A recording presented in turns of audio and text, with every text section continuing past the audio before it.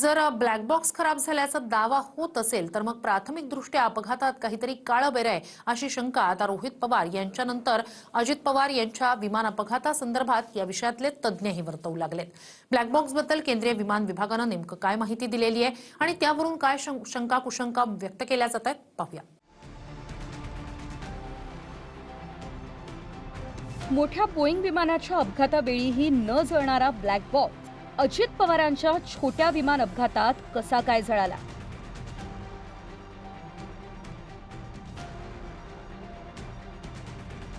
यावरून आता शंका कुशंकांचं काहूर माजलंय। त्यातच रोहित पवार याबद्दल सविस्तर पत्रकार परिषद घेऊन अजून मोठे अनेक पैलू समोर आणणार आहेत।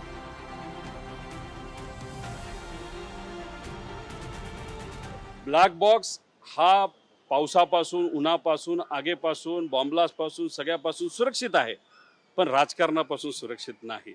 आता ह्याच्यात काय राजकारण चाललंय हे आपल्याला बघावं लागेल, खोलात जावं लागेल। पण उद्या या बाबतीत डिटेलमध्ये जाऊन काय घडलं असावं, कुठल्या नवीन गोष्टी आमच्यापर्यंत आलेल्या आहेत त्या नक्कीच तिथं आपल्यासमोर आम्ही आणू। 5 दिवसांपूर्वी ब्लॅक बॉक्स बद्दल रोहित पवारांनी शंका वर्तवलेली आणि त्यानंतर बरोबर तशीच माहिती समोर आली, त्यामुळे शंकांना अजून फाटे फुटलेत।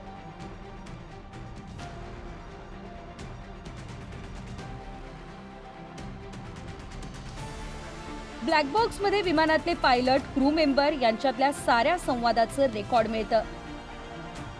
विमान अपघातानंतरच्या आगीत किंवा समुद्रातल्या खोलवर पाण्यातही तो खराब होणार नाही या प्रकारेच त्याला बनवलं जातं।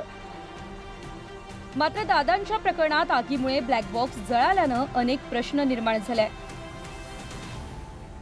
केंद्रीय मंत्री नायडूजी आज तिथे होते, मुरलीधर मोहोळजी सुद्धा होते। त्याच्यामुळे एक स्वायत्त संस्था अशा पद्धतीच्या दुर्दैवी विमान अपघाताच्या संदर्भात भारत सरकारने यापूर्वी नेमलेली आहे।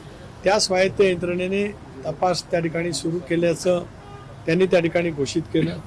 मुख्यमंत्री महोदयांनी सुद्धा सीआयडीच्या मार्फत तपास करावा असं सुद्धा त्या ठिकाणी आदेश दिलेले आहेत। ज्या पद्धतीने सरकारकडनं इन्व्हेस्टिगेशन चाललंय ते मंद गतीने, स्लो आणि कुठंच काही डिटेलमध्ये होताना दिसत नाही। ती VSR कंपनी अजूनपर्यंत ऑपरेशनमध्ये त्या ठिकाणी आहे। मग जर सरकारकडनं ज्या पद्धतीने इन्व्हेस्टिगेशन व्हायला पाहिजे ते होत नाही आणि ज्या ज्या गोष्टी आम्ही प्रेडिक्ट केल्या होत्या की उद्या जाऊन ते म्हणू शकतील ब्लॅक बॉक्स बंदच आहे, जळलाच आहे, मग तो आता भारताच्या बाहेर आपल्याला पाठवावं लागेल, या सगळ्या गोष्टीकडे कुठेतरी सरकारकडनं या इन्व्हेस्टिगेशनकडे दुर्लक्ष होत आहे का असा प्रश्न निर्माण झाल्यामुळे आम्हाला आमच्या मित्रांना, काही लोकांना त्यांच्याशी चर्चा करून अधिकची काय माहिती मिळते का हे आम्ही बघत असतो। त्यामुळे उद्या 10:30 वाजता डिटेलमध्ये या बाबतीत आम्ही प्रेस कॉन्फरन्स घेऊ। मुळात रोहित पवार आणि फॅमिलीच्या मनामध्ये जे आहे नक्कीच हा घातपात आहे अशा प्रकारची दाट शक्यता वाटते आणि वेगवेगळ्या प्रकारचे योग्य प्रश्न सुद्धा जे आहे त्यांनी त्या ठिकाणी रेज केले होते की मुळात जे वेगवेगळ्या प्रकारचे राजकीय अँगल आहेत, कॉन्स्पिरसी थिअरीज आहेत, का डिले झाला तर त्या ठिकाणी काय झाला आणि बाकीच्या सगळ्या ज्या वेगवेगळ्या बाबी आहेत त्याच्याशी मात्र नक्कीच जे आहे या प्रायव्हेट एजन्सीज चौकशी करू शकतात आणि कुठेतरी काळं बेरं आहे का, काही याच्यातला राजकीय अँगल आहे का, घातपातामध्ये दुसऱ्या कुठल्या लोकांचा संबंध आहे का, अशा प्रकारच्या चौकशीमध्ये या प्रायव्हेट एजन्सीजचा माझ्या मते नक्कीच महत्त्वाचा रोल त्या ठिकाणी असू शकतो। वेगवेगळ्या प्रकारची चौकशी आहे। इनफॅक्ट महाराष्ट्र सरकारनं सुद्धा सीआयडीच्या मार्फत चौकशी करण्याचा निर्णय घेतलेला आहे, पण सीआयडी सुद्धा जे आहे कॉम्पिटंट नाही आहे, कारण त्यांच्याकडे टेक्निकल डेटा नसणार आहे। त्याचबरोबर AAIB त्यांच्याशी डेटा पण शेअर करणार नाही। पण राजकीय दृष्ट्या आपण ज्याला म्हणतो, कॉन्स्पिरसी थिअरीज आपण ज्याला त्याला म्हणतो, सॅबोटॅज अँगल आणि त्याच्याशी संबंधित सर्कमस्टेन्शियल इव्हिडन्सेस याची चौकशी मात्र या प्रायव्हेट एजन्सीज त्याचबरोबर सीआयडी त्या ठिकाणी करू शकतात। केंद्रीय नागरी उड्डाण विभागानं सांगितलंय की अपघातानंतर रेकॉर्डर बराच काळ तीव्र उष्णतेच्या संपर्कात होतं। त्या आगीमुळे त्यांना नुकसान झालंय। त्यापैकी कॉकपिटमधल्या रेकॉर्डरसाठी ज्या देशात त्याचं उत्पन्न झालं त्या देशातल्या कंपनीची मदत घेतली जाईल। आंतरराष्ट्रीय निकषांनुसार पुराव्यावर आधारित तपास आम्ही करतोय। मात्र विरोधाभास हा सुद्धा चर्चेला जातोय की अहमदाबादेत बोईंग सारखं मोठं विमान कोसळूनही त्यातला ब्लॅक बॉक्स न जळता शाबूत राहिला। तर मग अजित पवार तर एका छोट्या चार्टर्ड विमानात असूनही तो ब्लॅक बॉक्स कसा काय जळाला याचीही तुलना होतीये। अहमदाबादमध्ये कोसळलेलं एअर इंडियाचं बोईंग विमान लांबीला 186 फूट होतं। दादांनी वापरलेलं विमान हे फक्त 58 फूट। अहमदाबाद इथल्या विमानाचं वजन 228 टन। दादा ज्या विमानात होते त्याचं वजन केवळ 9.75 टन. सर्वात महत्त्वाचं म्हणजे एअर इंडियाचं बोईंग विमान कोसळलं तेव्हा त्या विमानात तब्बल 1.25 लाख लिटर पेट्रोल होतं. आणि अजित पवारांना घेऊन जे विमान कोसळलं त्याची पूर्ण इंधन क्षमता ही फक्त 2500 लिटर आहे. विरोधाभास हा आहे की 1.25 लाख लिटर पेट्रोलचा भडका होऊनही अहमदाबाद दुर्घटनेत विमानातला ब्लॅक बॉक्स शाबूत राहिला. आणि दुसरीकडे 2500 लिटर इंधन असताना अजित पवारांच्या विमानातला ब्लॅक बॉक्स हा जळाला. यावरून शंका कुशंकांना अजून पेव फुटलंय.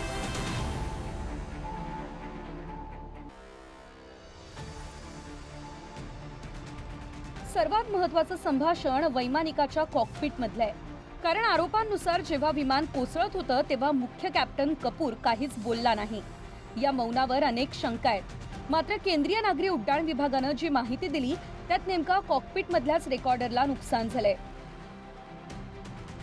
जर कॉकपिटमधला रेकॉर्डर व्यवस्थित असता तर शेवटच्या क्षणी नेमकं काय घडलं, विमान मानवी चुकीनं कोसळलं की तांत्रिक बिघाडानं, की मग अपघातामागे घात होता, याची स्पष्टता मिळण्यात मदत झाली असती.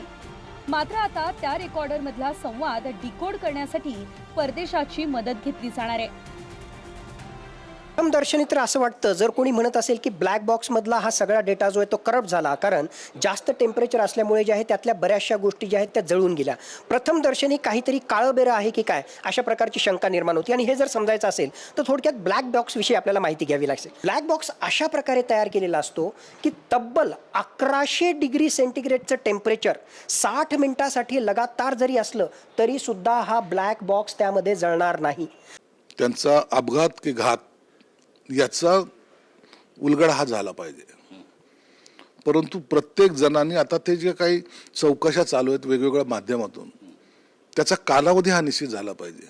तुमच्या या सगळ्या जे काही विरोध करतायत किंवा जे काही तुम्हाला शंका आहेत याला कुणाचाही विरोध नाहीये, हे पहिले समजून घ्या. माझ्यासारखा कार्यकर्ता सुद्धा सांगतो की अजितदादाचा घात की अपघात याची चौकशी झाली पाहिजे. रोहितमध्ये अस्वस्थता आहे का, तर अर्थातच आहे. आम्ही त्याचा तो काका होता हो.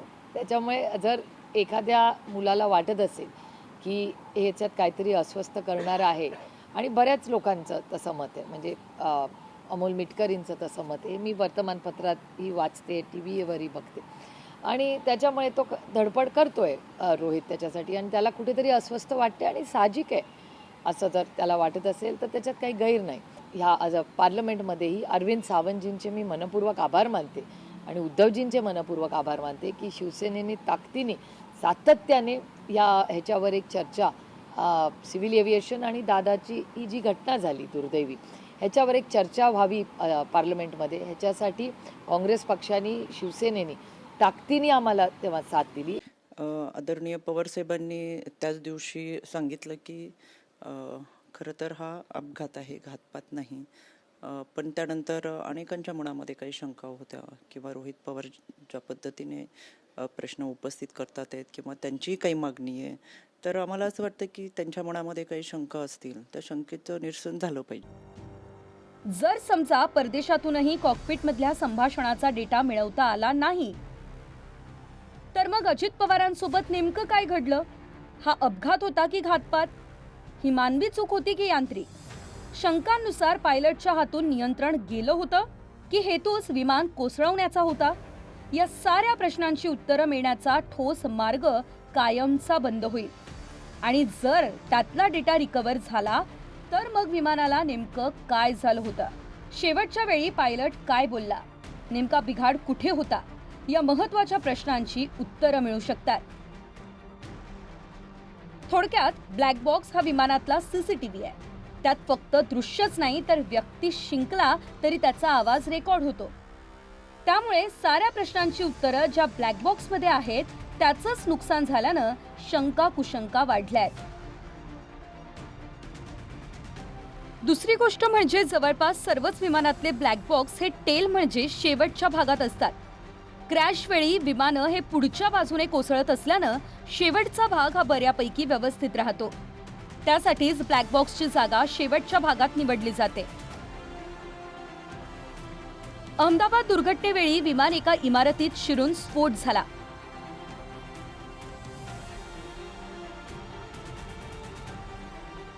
मात्र शेवटचा भाग व्यवस्थित राहिला, त्यामुळे तिथला ब्लॅक बॉक्स हा सुरक्षित राहिला. अजित पवारांच्या विमान अपघातातही शेवटच्या भागाला कमी नुकसान झालेलं होतं. मात्र तरी ब्लॅक बॉक्सला इजा पोहोचल्यानं आश्चर्य व्यक्त होतंय. 60 मिनिटापर्यंत म्हणजे 1 तासापर्यंत 1100 डिग्रीचं कन्सिस्टंट टेम्परेचर असेल तरच ब्लॅक बॉक्सला हानी होऊ शकते, जळू शकतो. अशा परिस्थितीत ब्लॅक बॉक्स जळला हे मानणं जरा अवघड आहे. 2 मिनिटांमध्ये 5 मिनिटांमध्ये लोक तिथे जमा झालेली आपण पाहिली. पेपर जे आहे, फाईलचे पेपर्स ते पडलेले आपण पाहिले. त्यामुळे मनामध्ये शंका येते. प्रश्न एक, आपण नेता गमावला महाराष्ट्राचा, एवढा मोठा नेता, आणि काय सत्य ते समोर आलं पाहिजे. जर घातपात असेल तर मग ते पण समोर आलं पाहिजे, एवढीच आमची मागणी आहे. अपघात वाटत नाही अशा प्रकारच्या शंका ज्या उपस्थित झाल्या त्यामध्ये काही प्रमाणात अशा ज्यावेळेस गोष्टी ज्यावेळेस ब्लॅक बॉक्स खराब झाला आहे किंवा तो हे होता त्याच्यातून काही निघत नाही, याचा अर्थ असा निघतो की दाल में कुछ काला है. प्रमोद जगताप, TV9 मराठी, नवी दिल्ली.